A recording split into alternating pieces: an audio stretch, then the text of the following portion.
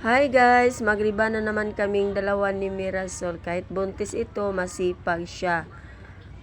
Maganda naman kasi kapag may kasama sa pagririban, sa pagpaplansya.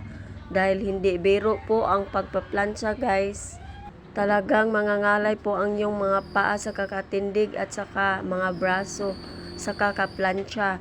Pero ito po kasi ang aming trabaho, hindi kami makakain kapag walang trabaho at hindi rin kami makasuporta sa aming mga pangangailangan araw-araw, lalo na sa student natin guys. Kapag walang magpapa-beauty, wala din kaming income.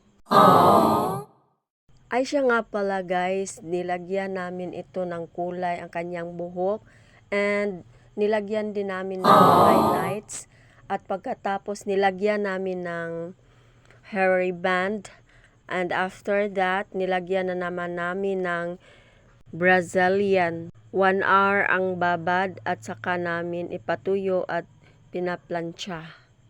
Ayan, tapos na po ang aming pagriban, ang aming pagplansya sa kanyang buhok. Wow na wow po ang beauty ni Madam. Wow! Si Kambal naman ay busy din sa pagriban sa kanyang customer. At syempre, si Jess ang busy din sa pagpedicure ni Ma'am, Miss Beautiful. Hi, Ma'am. Hi. Thank you for watching, guys. Follow for more. See you next video. Bye.